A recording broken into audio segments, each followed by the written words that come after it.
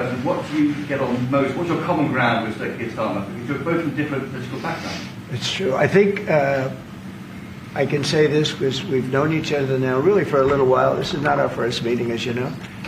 He loves his country, and so do I. That's our common theme.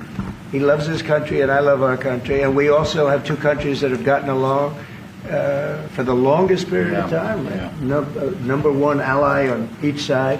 And we have good. France and Australia, we have a lot of good ones. But we've had a long-time relationship, a long time, hundreds of years.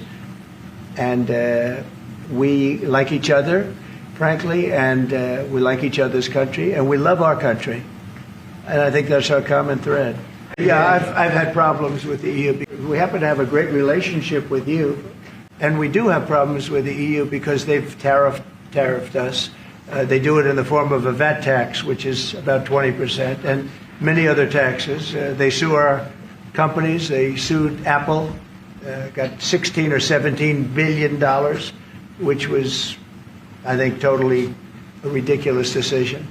And they're suing Google for a lot of money. They're suing a lot of other companies, and we don't like the way they're treating our people now. We don't like the way they're treating our companies. They sell us cars. We don't sell them cars. They don't take our cars. They don't take much of our agriculture. And we have a deficit with them of about $350 billion. So I wouldn't say it's been such a great relationship personally, but other people did because it's politically correct to say that it's been good, but it hasn't been good. And we're going to change that, and we are going to have reciprocal tariffs. We're not going to have tariff, we're going to have reciprocal. Whatever they charge us, we're going to charge them, which for many years, foolishly, I would have done that, but then all of a sudden we had COVID and we had other things to think about. So it took me a little while to get that on, and in my first 4 years, we had the greatest economy in the history of, I think, the world, but certainly in the history of our country. I think we're going to have that again, but the EU was very, very tough on us from the standpoint of trade. In his remarks at the Munich Security Conference, Vice President Vance condemned free speech violations in the UK, particularly. Could you respond? Well, I have an idea. We have the man right here. Come on. Let's go, JD. We're putting you on stage. Great. Yeah, look, I said what I said, which is that we do have, of course, a special relationship with our friends in the UK and also with some of our European allies.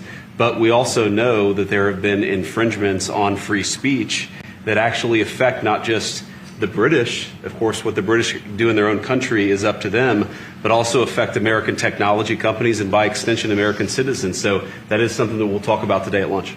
Trust and verify, let's call it that. And I think we both can be that way. You have to verify because you never know what's going to happen.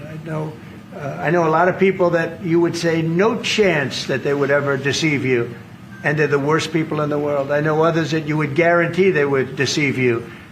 And you know what? They're 100% honorable, so you never know what you're getting. No, I have confidence that if we make a deal, it's going to hold.